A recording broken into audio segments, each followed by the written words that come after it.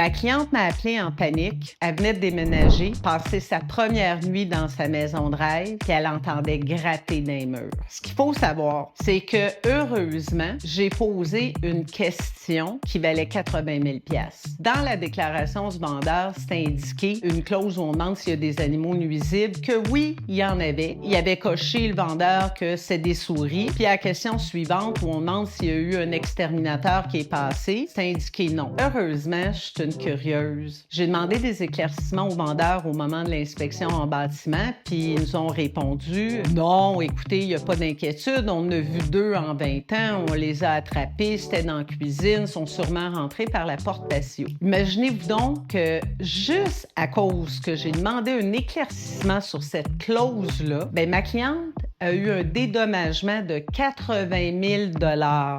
Si on n'avait pas demandé d'éclaircissement, c'est bien dommage, mais un juge aurait dit que c'était déclaré dans la déclaration du vendeur, puis c'était à ma cliente d'être plus diligente. En conclusion, vous serez jamais trop curieux. N'hésitez pas à demander des éclaircissements. Et très important à savoir, quand dans la déclaration du vendeur, il y a une réponse qui a été indiquée oui, dites-vous qu'à la clause D.15, vous devez avoir l'éclaircissement. Et si ce n'est pas le cas, comme très souvent, vous devez, c'est votre devoir de demander des explications à votre courtier.